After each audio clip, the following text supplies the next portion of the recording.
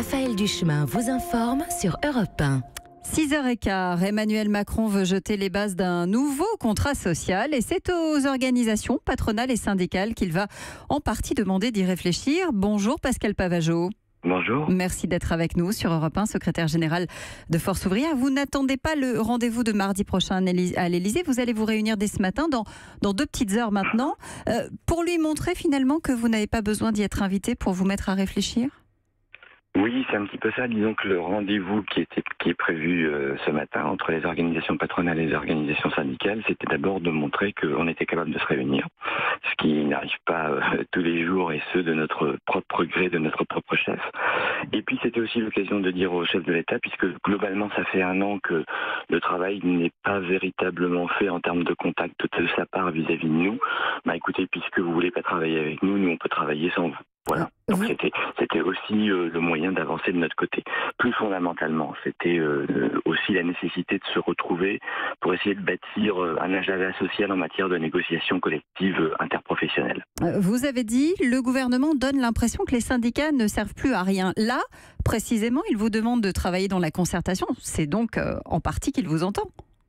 Oui, c'est très bien. Le fait que nous soyons réunis le 17, donc la semaine prochaine, à l'Élysée, alors après que ce soit à l'Élysée ou avec le Premier ministre, importe peu, puisque notre interlocuteur, je dirais, naturel dans notre 5e République, c'est plutôt le Premier ministre, mais le fait que nous puissions avoir un échange avec l'exécutif sur son programme, sur sa volonté, entre guillemets, de réforme d'une manière générale, c'est quand même mieux que ça se fasse de façon concertée et consultée plutôt qu'il le décide tout seul, parce que depuis 1 an, c'est un petit peu je marche seul. Donc le fait qu'on se voit, c'est très bien. Maintenant, encore une fois, le fait que nous réunissions, nous, interlocuteurs sociaux, organisations syndicales et patronales, de notre côté, nous permet de garder la main sur, encore une fois, notre agenda social en matière de négociation. On n'a pas besoin d'un gouvernement, quel qu'il soit, pour pouvoir négocier et pour pouvoir avancer sur des sujets qu'attendent aujourd'hui les salariés et les travailleurs. Oui, notamment les 4 piliers de ce fameux contrat social dont parle Emmanuel Macron. Il faut refonder l'État-providence. Vous en êtes sûr, vous, Pascal Pavageau ?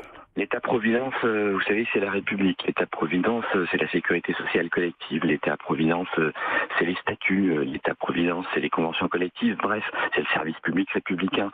Bref, globalement, on n'a pas besoin d'un contrat social. D'ailleurs, on ne dirige pas un pays comme on dirige une entreprise. Et en ce qui nous concerne à Force ouvrière, on ne se rendra pas le 17 à l'Élysée pour signer quelques contrats que ce soit. Mais ça veut dire quoi ? On va vers un chamboule tout social en 2019 ? Oui, c'est un peu l'impression qu'on a d'ailleurs depuis 1 an, c'est-à-dire que globalement, on a une logique petit à petit d'individualisation et de casse des droits collectifs. Ça a commencé par casser les statuts, ça a commencé par casser la sécurité sociale collective, par attaquer le service public républicain. Mais là, plus fondamentalement, on assiste finalement à une logique de dire on supprime les droits collectifs qui sont basés aujourd'hui sur la cotisation notamment des salariés, pour passer finalement à une pseudo-protection, à une protection possible de la part, on va dire, de l'État, mais sous condition.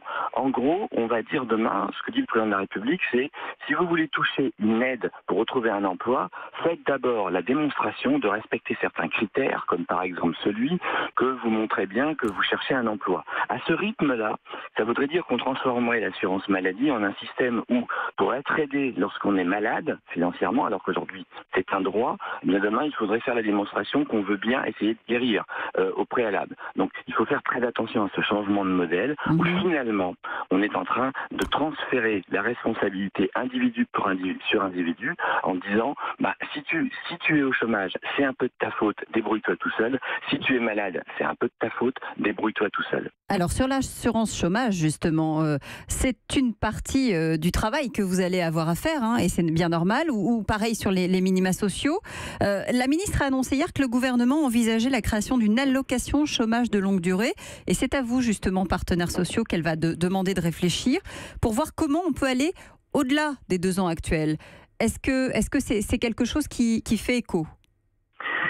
Je ne sais pas ce qu'il y a derrière la commande, je dirais, du gouvernement sur cette allocation chômage de longue durée. Donc on verra la feuille de route, peut-être qu'on en saura plus le 17, mais là en l'occurrence, la commande du maître d'ouvrage est assez imprécise.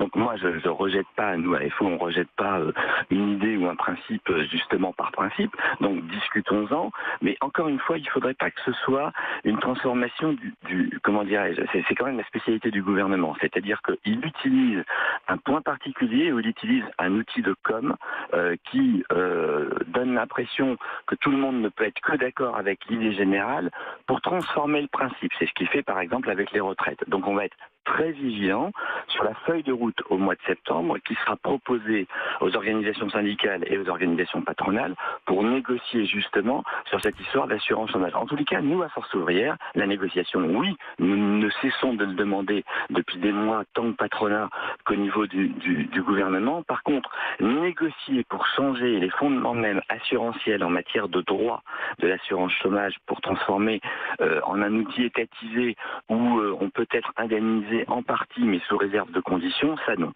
Ce qui est assez intéressant, effectivement, dans la réunion d'aujourd'hui, c'est que vous êtes d'accord, en partie en tout cas, sur le rythme des réformes qui va trop vite, notamment avec le MEDEF. Ça c'est unanime. Le patronat comme les organisations syndicales, et là les 8 organisations donc syndicales et patronales sont tous d'accord pour dire qu'ils ont réduit la vitesse à 80 km/h. Il serait peut-être temps de réduire la vitesse sur les réformes. Dites-moi, fin août, vous, Force ouvrière, vous inviterez les autres organisations à vous retrouver pour peut-être un nouveau mouvement social? En tous les cas, c'est d'abord le mandat que nous sommes fixés, nous, à Force ouvrière, au mois d'avril, donc à notre congrès confédéral. Moi, dès le lendemain du congrès confédéral, j'ai pris contact avec les 5 confédérations, donc nous nous sommes vus la semaine dernière. Nous nous voyons maintenant à 8 avec les organisations patronales, mais plus globalement, les 5 confédérations syndicales, plus les 3 autres organisations syndicales, plus les 4 organisations de jeunesse, c'est-à-dire les 2 organisations.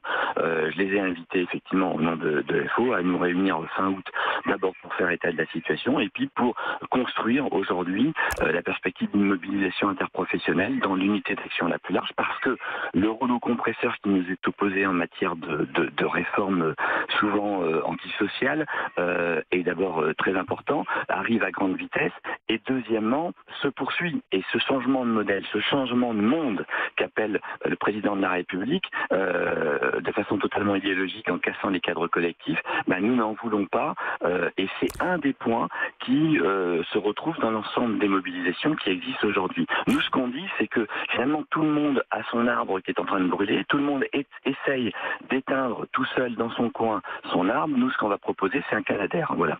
Merci Pascal Pavageau d'avoir été avec nous en direct ce matin avant cette réunion qui commence à 8h15 entre les différents partenaires sociaux. Europe 1.